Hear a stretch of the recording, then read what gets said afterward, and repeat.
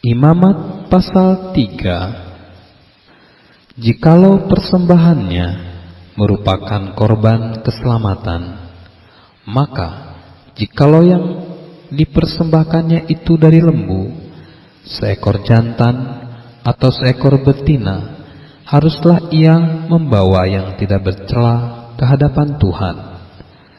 Lalu ia harus meletakkan tangannya di atas kepala persembahannya itu dan menyembelihnya di depan pintu kemah pertemuan. Lalu anak-anak Harun, imam-imam itu, haruslah menyiramkan darahnya pada mezbah sekelilingnya. Kemudian dari korban keselamatan itu harus mempersembahkan lemak yang menyelubungi isi perut, dan segala lemak yang melekat pada isi perut itu sebagai korban api-apian bagi Tuhan. Dan lagi kedua buah pinggang dan lemak yang melekat padanya, yang ada pada pinggang dan umbai hati, yang harus dipisahkannya beserta buah pinggang itu.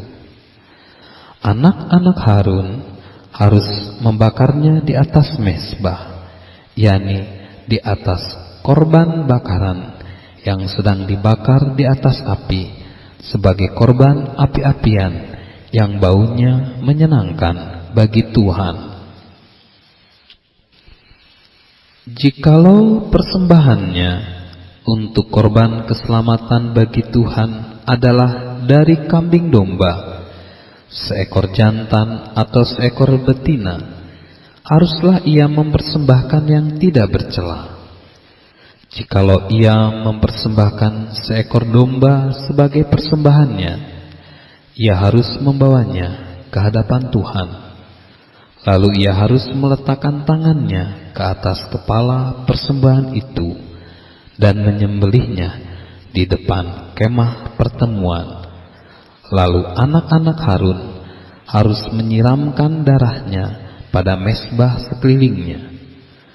Kemudian dari korban keselamatan itu ia harus mempersembahkan lemaknya sebagai korban api-apian bagi Tuhan, yakni segenap ekornya yang berlemak, yang harus dipotong dekat pada tulang belakang, dan lemak yang menyelubungi isi perut, dan segala lemak yang melekat pada isi perut itu. Dan lagi kedua buah pinggang dan lemak yang melekat padanya, yang ada pada pinggang dan umbai hati, yang harus dipisahkannya beserta buah pinggang itu. Imam harus membakarnya di atas mezbah sebagai santapan berupa korban api-apian bagi Tuhan.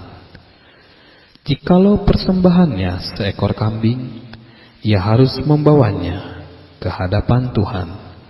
Lalu ia harus meletakkan tangannya di atas kepala kambing itu dan menyembelihnya di depan kemah pertemuan. Lalu anak-anak Harun harus menyiramkan darahnya pada mezbah sekelilingnya.